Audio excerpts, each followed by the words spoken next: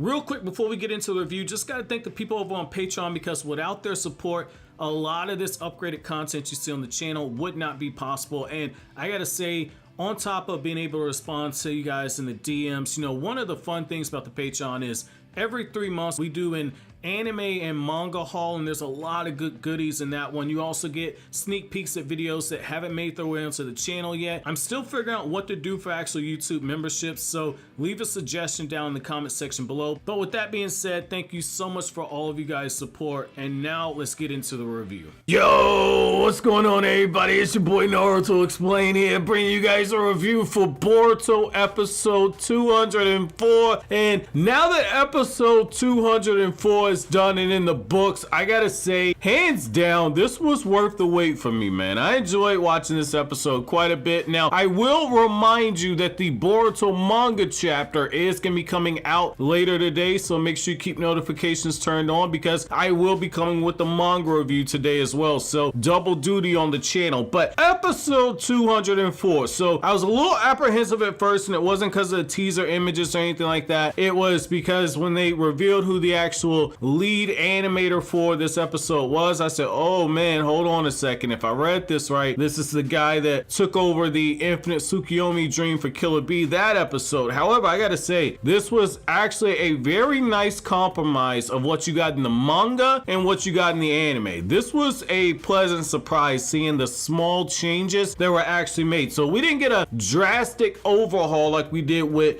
Naruto and Sasuke versus Momoshiki, where they basically took the manga fight and they said, yeah, that's cool, let's go scrap the entire manga fight and let's just do things our way, and they really let the animators loose. This wasn't the case right here. They added in their own original sequences and they extended some sequences from the manga, but for the most part they kept very true to the actual manga fight. Like I said, they made some extensions, and I think that there was actually a really good compromise on that, because you see firsthand how there's a little bit more strategy being worked up on this. So where like in the manga everything was very quick when it comes to actual battle, Naruto wasn't using near as many shadow clones in the manga as he did in the anime. So that right there is your first sign, like, okay, we're actually in for a treat right here. Like in the manga, Naruto uses 3 or 4 shadow clones because of the way that the artist tends to draw things, because the artist is severely limited. However, the anime said like, yo, I got you, dog, don't worry about that. In this episode they're going more with the wide shot, and you're seeing the length of the battlefield with shadow clones all over the place. And like that sequence where you got Jigen, and Jigen's got that staff, and Jigen is just twirling that thing around, jumping through the air, knocking shadow clones out left and right. That was a very sweet sequence right there. I thought that that was really cool, and I like how they made other little small changes to the episode. Like you get to see Kashin Koji's commentary, which we didn't actually see in the manga. If you predicted that Kashin Koji, when he crapped himself when he saw Jigen, that Kashin Koji was switching his toad summoning over to that rice kettle that Naruto was in, if you predicted that, you're a great prognosticator. Good job right there. But I will say the small changes made with that, and you get to see the immediate aftermath of Konohamaru just sprawled out all over the ground. Konohamaru's got the chakra rods in him, he's completely unconscious.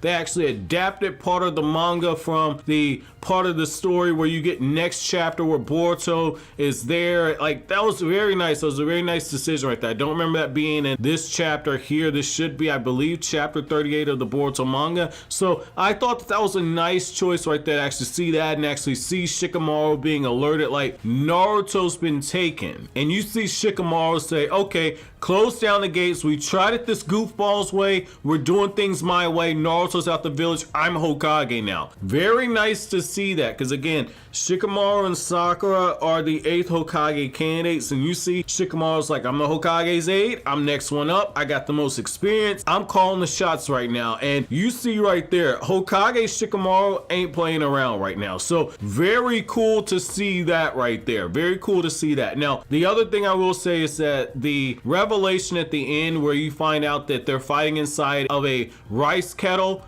very nice to see that bit right there, because again, Naruto, ramen, very nice to see that bit right there. Now, like I said, they added extra sequences, and like one of the sequences that they did is like when you see Naruto and Sasuke and they got the taijutsu sequence and Jigen's just overwhelming them. What I like right there is that the moment that Naruto takes a hit, the moment he takes a direct hit from Jigen, this man's like, wait a second, these blows feel heavy. And what that's showing you right there is that there's a massive difference in power. Naruto and Sasuke, because of their teamwork, because of their experience as ninja, they're able to briefly overcome that difference in power that you have with Karma Seal Jigen and with Naruto and Sasuke, and then later on transform Jigen versus Naruto and Sasuke. But what I like right there is how after they take a few hits, Sasuke immediately grasps the situation. He's like, wait a second, so if we continue on this path, we're just gonna be wasting chakra. So Sasuke is holding back in the background and he's watching Naruto's shadow clones are just getting bodied. You see chakra mode shadow clones just being thrown all over the battlefield. You see this really cool taijutsu sequence where Naruto actually grabs hold of the staff, Jigen starts twirling around it, knocks the shadow clone out, takes the staff back, and then begins to start slapping around the other shadow clones. Very, very cool. The only scene in that actual sequence that was directly from the manga is where you see the 3 shadow clones come into focus and you see Jigen,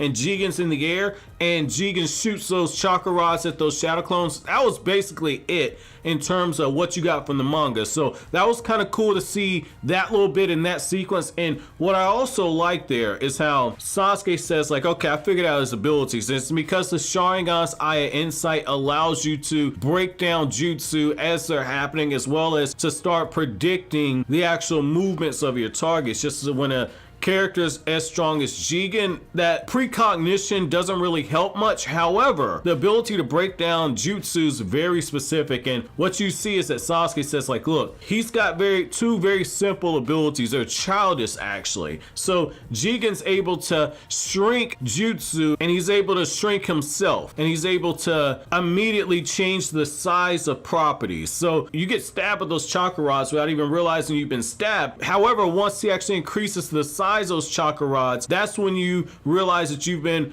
fatally wounded. So the way that Naruto tries to actually counter this is Naruto tries using a wider scale Rasengan, because he can't actually see where those rods are because there's no actual presence to them. And what I will say is that they added extra sequences here. So after Jigen says, you're the one that I need to take care of first, you're the more dangerous one, Sasuke, what you end up seeing is that they add some extra sequences and you see them just try and do the same thing they did with Momoshiki, where between their teamwork, Naruto and Sasuke, they're just speed blitzing this dude, and Jigen's holding off all the attacks. However, in the process, he ends up losing his staff, and that's exactly what Naruto and Sasuke wanted. They wanted to force this dude to lose his staff and then have to use his shrinking ability, which is when Naruto uses a giant Rasengan and he tries to hit Jigen with it. Jigen shrinks, and then that's when Jigen starts absorbing the jutsu, and Sasuke, this is where another revelation comes in. Sasuke actually broke down his jutsu to the point where he realizes that he can't do both. He can't shrink and absorb at the same time, nor can he actually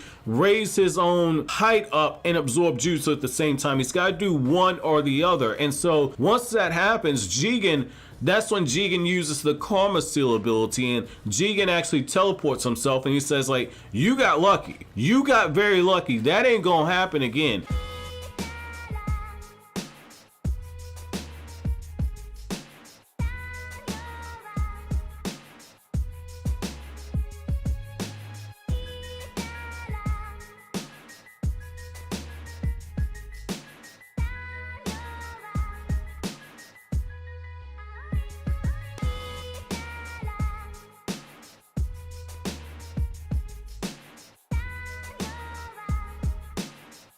You showed me one of my weaknesses. I thank you for that. And then once the horn popped out, everybody that saw that should have immediately said like, oh man, it's about to go down. And I gotta say, for me, once we got to that part, I said, okay, I'm getting my popcorn now. This is amazing. Like, I'm getting my popcorn for this one, man. And so I like how the way that they actually set up the second half of the fight is when they break over to Kawaki, and Kawaki kind of breaks down the news. He's like, hey, Boruto, Jigen came here, he took Naruto, and you actually got some really nice animation here where when you look at the expression on Kawaki and you see the small things like when he's snapping on them, look how expressive his eyes are, the way that his eyes are just raising up in size and his pupils are going, the way that his lips are moving a lot faster, the way that Boruto's actually grabbing hold of his jacket and trying to raise this dude up. Very fluid right there. That was actually really good. That's animation. That's not your art. That's very good right there. I like seeing those little small tweaks they added right there. And I like how they use it as a segue to Naruto and Sasuke when Sasuke's like, look, Sai sent me out on a mission and I went to that place. I saw that juvenile 10 tails that you got. I know that you're planning on trying to harvest the chakra from this planet by using that 10 tails. Like, what you trying to do, dog? And then you also get this moment to where Sasuke's telling Naruto, like, look, I found out that there was another Otsutsuki. I found traces of Momoshiki, Kinshiki, and Kaguya, but I also saw another Otsutsuki we never saw before, and that guy's horn looks just like that Otsutsuki. And that's when Jigen says, like, oh, you learned about that place too. At this point, Sasuke's already gone from like Jigen saying like, yo, this guy's too smart and too analytical to be broken down. I can just overpower the Hokage.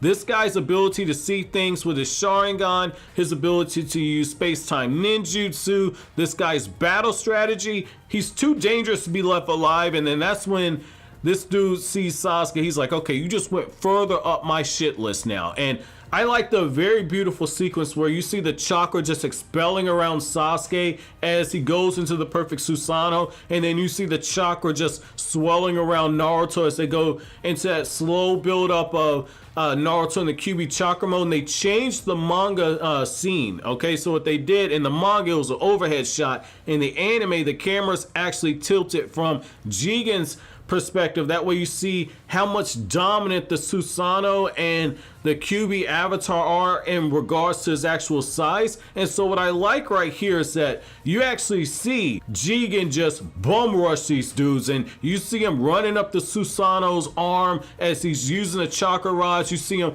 zipping through the air, dodging Biju Dama at point blank range. You see him dodging Naruto's chakra tails. You see him running up and down the QB's body. You see Sasuke slashing that sword. I like every bit of that right there. Like I said, little small changes, but very well done. And what you get is this moment where Jigen then begins to start critiquing the Susanoo. He's like, oh, this is the perfect Susanoo? This is really everything that Uchiha Clan hyped up. That's what that was? This dude with one kick kicked Sasuke clean out the perfect Susanoo, got this dude coughing blood as he's getting yeeted across the battlefield. And before the dude's able to get up, he's being shoved full of those chakra rods, and Sasuke's like, oh snap. And then Naruto's looking at it like, wait a second, man. He easily penetrated the Susanoo's defenses. So once he went into that Otsutsuki transformation, Jigen's power level shot up by quite a bit. And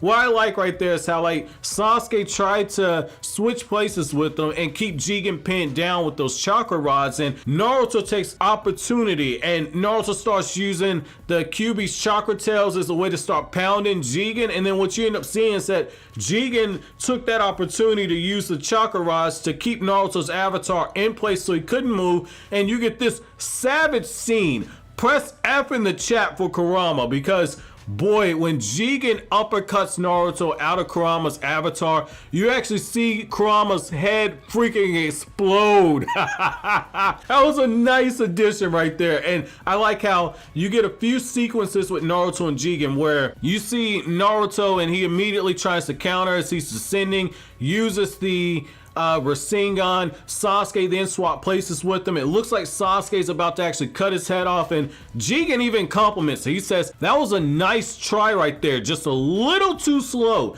Sasuke almost cut this dude's head off, but the extra sequences you get with Naruto that were beautifully done, in my opinion, is you actually see Naruto as He then tries to use the Rasengan on Jigen after Jigen kicks him away. Jigen basically shrinks the Rasengan down or absorbs it with his Karma Seal, and then they enter into a brief taijutsu exchange on multiple times as they start descending. Then Jigen gets pissed off. He grabs Naruto by the face and slams this dude. You not only see the tears pop out of this man's face when Jigen slams him, but he hits him so hard when he slams him that Naruto starts falling directly to be right next to Sasuke. Sasuke, in a last-ditch effort, attempts to actually use the Amaterasu as a surprise attack, and then that's when you get the most disrespectful thing. Jigen starts laughing at him. He starts laughing. He's like, is this really you two going all out? Oh, the Amaterasu, the flames that will burn anything that comes into contact. It'll work on a normal opponent. It won't work on me. And Sasuke the whole time's like, man, we should press a little further. But if I use any more chakra, I'm not going to actually be able to escape, because like I've been telling you, Sasuke's ability to open up those portals takes an enormous amount of chakra. That's why he's got to essentially reserve how much chakra he uses. Otherwise, he runs the issue of what you saw with the Kaguya battle, to where Sasuke's Rinnegan dies out and he needs to actually let it recharge because he tried to use too many of those Rinnegan jutsu. So I like that you see that bit right there. And what I also like how in this moment is you also get this scene of where Jigen's body starts cracking. You get the dialogue from Sasuke inside of Jigen, and he's like, so I'm at my limit too. So on one hand, Naruto and Sasuke got body. But I'm gonna tell anime only fans the same thing I told manga readers at the time.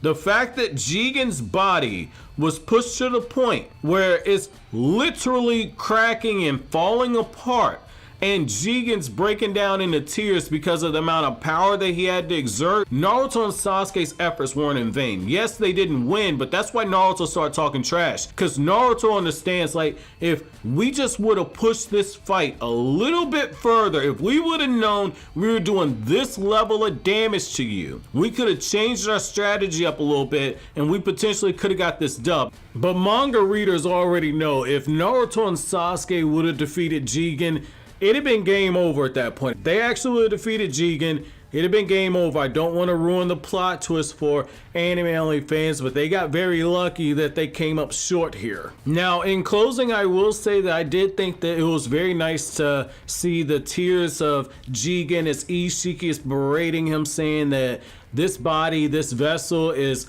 not worthy of my power. It can't contain my power. And so that just shows you, for everything that Naruto and Sasuke struggled with, imagine what Sasuke could have done if he would have had a vessel that could properly use his power. And I'm just gonna leave that off there for anime only fans. I want you to chew on that for a little bit. My episode question for you guys is, do you consider it a win that Naruto and Sasuke were able to push Jigen's body to its absolute limit to where the body's breaking down? Do you consider that a win? Or do you think that Naruto and Sasuke, had they have known that they were making that much of an impact on Jigen, that they potentially could have actually taken down Jigen inside that body? And if you're a manga reader, on a scale from 1 to 10, how screwed would they have been if they actually managed to defeat Jigen? Let me know down in the comment section below. But as always, guys, if you like anything I had to say, don't forget to comment, rate, subscribe, and share.